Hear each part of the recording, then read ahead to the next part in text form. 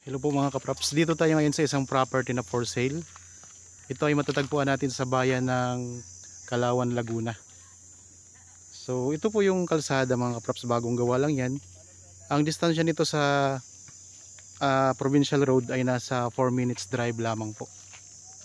Tapos ang property mga kaprops, ito yung boundary niya, itong may barbed wire. So meron na ditong linya ng kuryente at meron na rin pong source ng tubig. So yan, ang frontage nito mga kaprops ay nasa 200 meters. So mahaba po yan. Mula po dito, so dito po ito yung pinaka frontage ng property. Tara, baybayin po natin mga kaprops.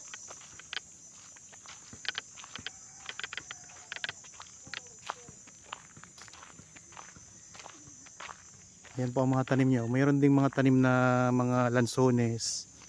May mga saging. Pasok tayo ng konti dito. Yan, marami siyang mga saging. Marami ding mga lansones mga kaprops.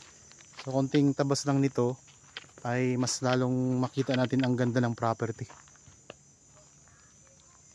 Meron tayo ditong mountain view. Ganda mga kaprops ng view dito. Ayan, may mountain view tayo.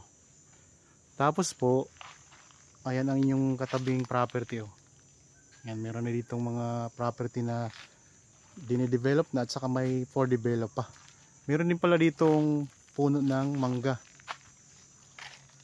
Ayan ang puno ng mangga mga kaprops. Okay, pakita ko sa inyong frontage. So mahaba-haba po ang frontage nito. Nasa 200 meters. Ang kabuuang sukat nito mga kaprops ay 1.8 hectares. Ito ay titulado. At ang presyo po ay makikita nyo sa description box at sa title nitong video.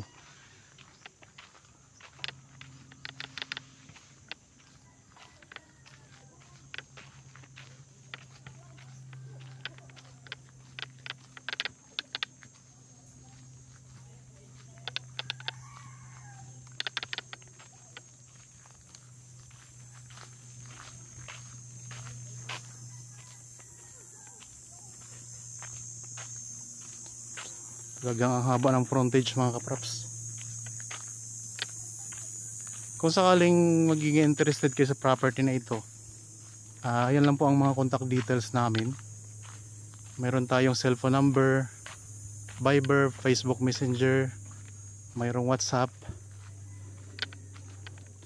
at pwede rin po kayong tumawag sa amin mga kaprops kung sakaling, excuse me po, kung sakaling kayo po ay may mga tanong pa tungkol sa property na ito. So pwede nyo kaming tawagan. So mahaba po ang frontage, 200 meters, patag na patag ang lupa. So itong binabaybay natin, ang frontage pa lang ito mga kaprops.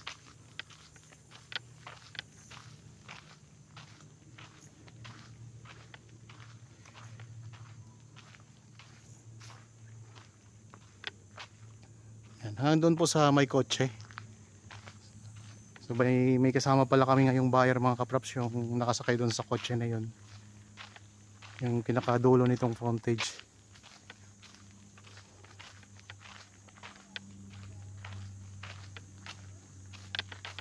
Maraming tanim na lansones to. So di lang natin masyadong makita kasi gawa ng marami ding mga tanim na saging. Ang lansones po kasi mga kaprops, kailangang hindi siya hawan na hawan kasi naiinitan po siya.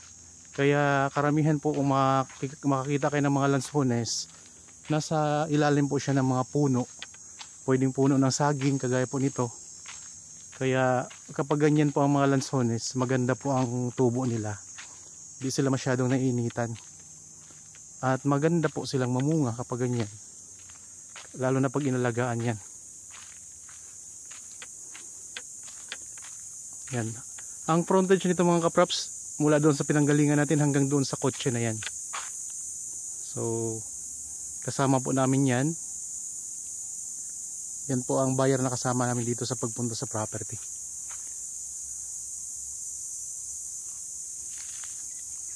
Ayan po ang mga tanim oh. Daming mga lansones at saka mga saging. So ang tanim dito, mga lansones, saging, tapos mayroon ding puno ng mangga. Patag na patag ang lupa. Kung sakaling developer po kayo, pwede nyo po itong i-subdivide. So siyempre pag i-subdivide mga kaprops, mas mataas ang presyo. Bali, ang presyo pala nito ay makikita nyo sa description box at sa title po nitong video.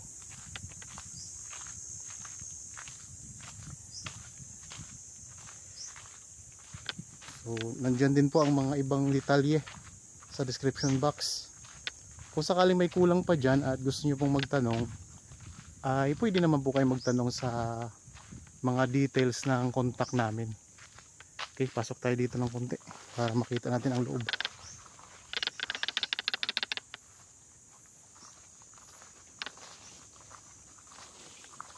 Yan, meron din palang puno ng kamyas, tapos merong chiko. May mga chiko din mga kaprops oh. Ito, tapos may mangga. Ayan, ito ang puno ng chiko.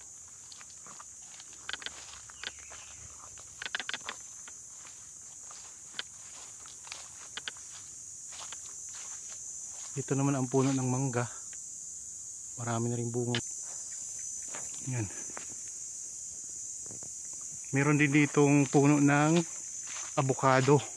May mga bunga na rin. Ayan o, avocado mga kaprops.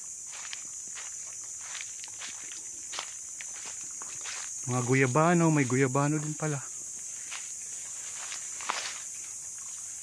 Yan ang guyabano. Tapos ito yung avocado, may mga bunga na rin oh. Maliliit pa nga lang po mga kaprops ang bunga ng avocado. Yan. So, marami pong prutas dito sa loob ng property. Sari-sari din po ang prutas dito. Ang distansya dito sa town proper, siguro po ay nasa ano lang mga kaprops eh. Mga 6 o hanggang 7 minuto lamang. 5 to 6 minutes travel time lang po. Mga ganun lang.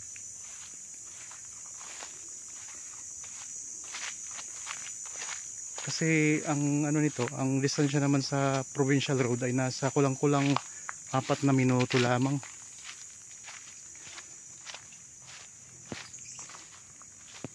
Gandang property ito mga kaprops. Halos lahat naman ng aming mga pinipicture dito sa YouTube channel ay mga magagandang property talaga. Mga tabing kalsada. Yun nga lang po mga kaprops, ang presyohan talaga ng mga property na dito sa tabing kalsada ay talagang mas mataas po siya doon sa mga walang kalsada syempre naman. At kung bibili kang property na walang kalsada, paano mo papasok ang sasakyan mo? At bibili ka pa ng right of way para makapasok ang sasakyan mo. Samantalang ito, ayan, dikit na dikit sa kalsada yan. Yan na mismo. Tara, pasok tayo. Wala na kayong problemahin. Yan, bawas-bawasan nyo lang po itong mga saging mga kaprops para mas lalong gumanda itong property. Kasi tingnan nyo, marami pong mga patay na mga dahon ng saging. Kaya pag nilinis o kay inalisan nyo ng ibang mga puno ng saging, pwedeng pwede po naman. At mas lalong gaganda ang property nito. So dito oh, ang dami ding mga lansones mga kaprops oh. Yan.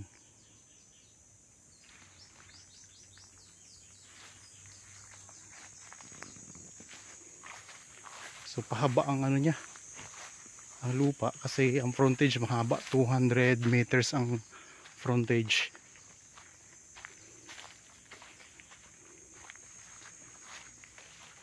Ang Kalawan ay kilala po sa matatamis na pinya mga kaprops. Lagi ko naman yung sinasabi kapag nag vlog ako dito sa bayan ng Laguna, sa bayan, particularly po sa bayan ng Kalawan. So ang ganda, meron na siyang source ng tubig, meron ng source ng kuryente. Kaya ano, ang ano na lang dito, kulang na lang dito kung gusto niyo magtayo ng rest house, yun na lang po. Rest house na lang mga kapraps. Tapos ayun, mga katabing property, oh, yan ay may mga bakod na rin sila. Itong property na in-offer ko, wala pa itong bakod. So mabilis lang naman po ang magpapabakod mga kapraps.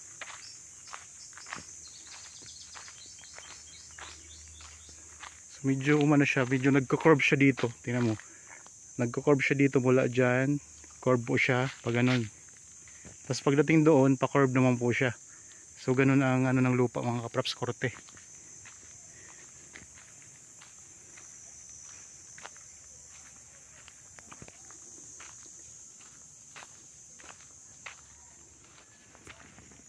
Tapos yun talaga ang maganda dito, patag na patag talaga ang lupa niya.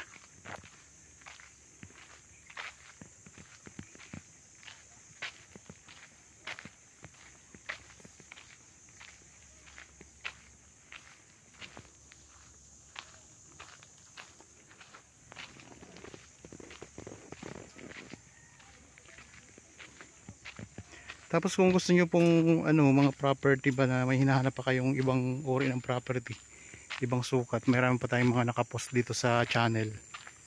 So pwede nyo pong i-share sa inyong mga kamag-anak na naghahanap pa ng property na gustong gawing investment mga kapraps.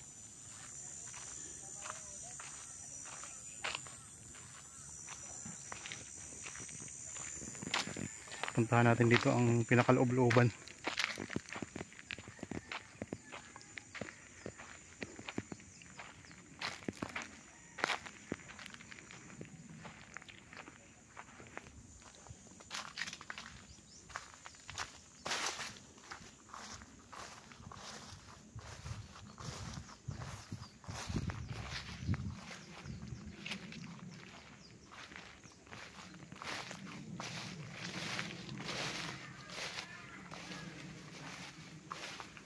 Dito pala sa bandang gilid, meron na ditong ano po mga kapraps, bakod na barbed wire. Kasi yan ay bakod ng kabilang property. So ibig sabihin hindi na kayo magpapabakod dito sa part na to. Doon na lang tayo sa harapan at saka doon sa bandang gilid at sa likuran lang ng property tayo magpapabakod. Yan po, sakaling mapalinis nyo to mga kapraps, itong property, ganyan na siya, oh. Ganyan siya kaganda. Yan, malinis yan, nalinis na kasi ang kabilang property. So ito, pag nabili ninyo, pag napalinis nyo to, ay ganoon din siya kaganda na. Yan dito, daming mga lansones. Yan, medyo nagkumpulan dito ang mga lansones mga kapraps. Yan, kung mapapansin nyo po, yung lansones na walang puno ng saging ay na ano siya, parang nanalanta siya. Gawa ng ayaw niya ng mainit o nainitan siya. Ayun, kagaya po nun, oh. So wala na siyang mga dahon masyado.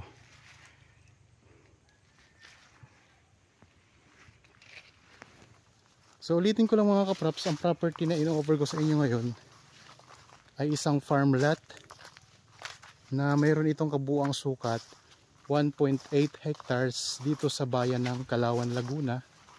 Ito ay titulado. May mga tanim po na maraming lansones, mas lalong maraming saging. Dikit na dikit po sa simentadong kalsada, nasa 4 meters lang ang layo sa provincial road. At ang layo sa bayan nasa 6 to 8 minutes drive. Meron na pong bakod dito sa may bandang gilid. So ang babakuran nyo na lang po sa harapan, sa kabilang gilid at sa likuran ng property. May mga katabing mga property na for development na, at saka may mga develop na rin po na property mga kapraps na malapit dito. Ang presyo ay nandyan po sa description box at sa title nitong video. Kung sakali magpa-schedule ng actual viewing, kontakin nyo lang po kami mga kapraps. Tapos may bonus pa, mayroon tayong mountain view dito, kagaya po nyan mga kapraps, oh. Kunting tabas lang, kunting linis, bawasan ng saging, ay makikita mo na kung gaano kaganda itong property.